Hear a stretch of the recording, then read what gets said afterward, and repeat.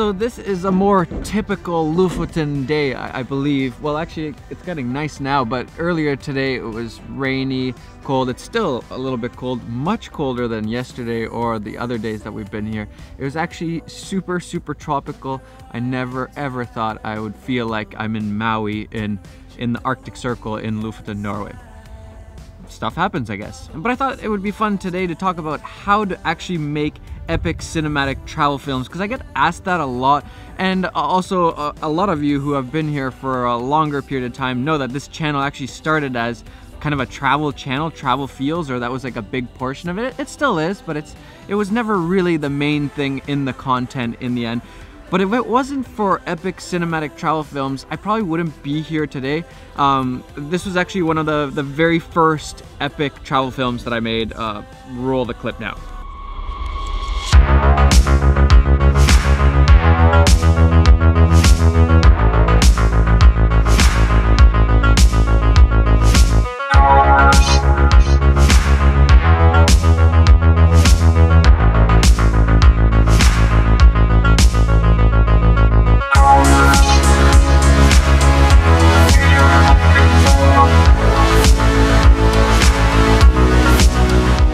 And here I am again in Norway, like in that video, this time in Lofoten, which is probably the most epic place I've ever been to in my life. At least it's definitely up there. Top 3, I would say, for sure. And we could talk about camera settings and, you know, using an ND filter and keeping your shutter speed at double your frame rates, using, you know, fast lenses, low number apertures, color grades and anamorphic crop and all that stuff, etc., etc. But let's talk today about more of the practical things. I'm assuming you guys know all that stuff. If you don't, I've made a whole 2 videos actually on cinematic camera settings, so you can go watch those. But let's assume that you know all that stuff, and let's talk about the other stuff that's involved in actually making one of these, you know, more cinematic epic travel films that you might want to, I don't know, make just for your memories or just for fun, or maybe for a company or for your YouTube channel or whatever. That being said, I would say practice the crap out of the settings part, because if you don't know the settings inside and out when you're at home in your comfortable environment, at, you know, in your bedroom or, you know, out in your town, you're gonna get flustered when you're traveling and it's a bit stressful and there's people out and they're watching you and all that stuff. So make sure you do practice those things, but there is a lot more to cinematic epic travel films than just the camera settings. First off, do your research. This is tip number 1, do your research. Talk to any friend that you know that's been to that place that you're going to. Scour Instagram, the internet. Find the best places, and I'd say Instagram is a really good way to find them. You know, look up the place on Instagram, look at different Instagrammers that have been to those places.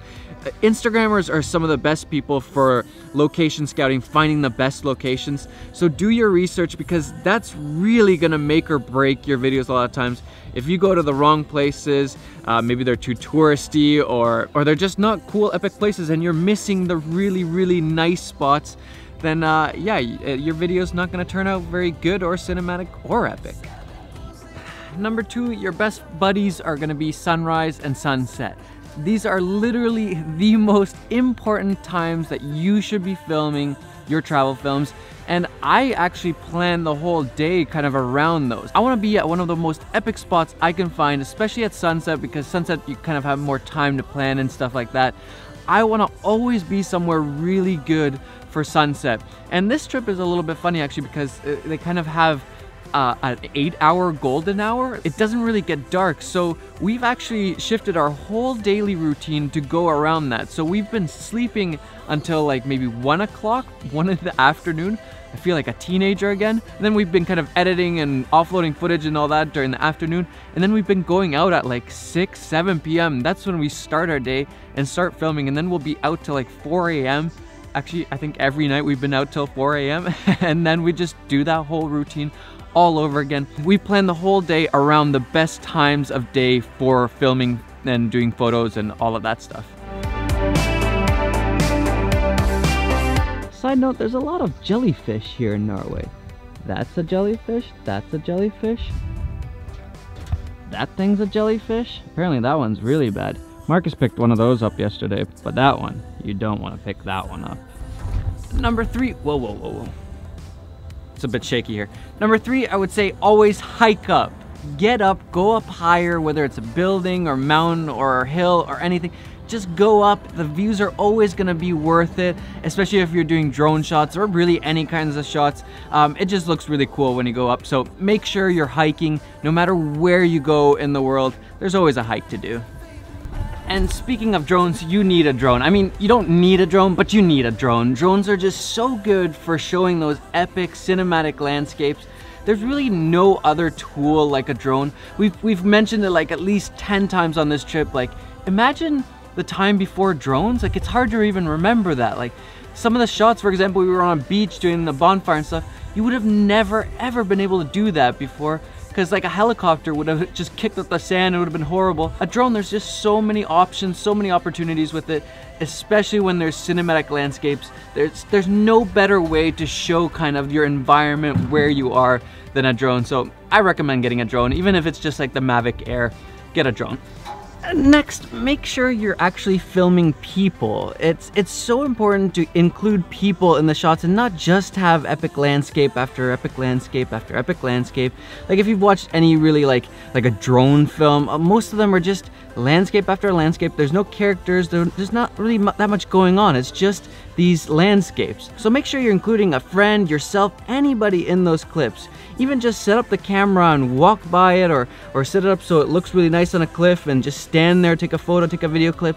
Make sure you're including people. Get some of those feelings, the laughing, the smiling, having a good time, and just reacting to the environment. That's gonna make your videos so much more interesting and I think epic in the end when you see a car going down just this amazing road versus if it was just the amazing road. It's way better with the car. Number 6 is more of a personal preference, I think, but also I think I have a good point here. Use wide-angle lenses, especially when you're in, you know, epic places like this and it's cinematic. You know, the landscapes are just beautiful. It's really nice to have a wide-angle lens that shows more than just, you know, one little bit of the scene. Kind of gives you a better picture of where you are actually. Plus, I like this interaction where it feels more like you're here with me than versus even if I was, you know, 35, it feels like I'm a little bit farther from you guys. I'm not as you're kind of, you know, looking in. I like this better, where we're close. You feel like you're here with me, and that's what I want to give you guys when I'm making an epic travel film. I want you guys to experience what I'm experiencing. And then last but not least, just have fun with it. If you're not having fun, your videos are definitely gonna suffer. Plus, it's more important to make cool memories than to get epic footage, epic photos. So make sure you're having fun with it, not just for your sake, but also for the people around you. If you're always just stressing about getting the perfect shot, nobody's gonna like being around you and they're not gonna wanna be in your video, and your video is gonna end up sucking. So make sure you're having a lot of fun while you're making that film. I'm most likely crazy overexposed right now, aren't I? All right, that's it for my tips. Now it's actually time to go out and do what I'm telling you guys to do. I'll give you guys a quick little tour of where we're staying. Boys, is it time to go film yet? Nah.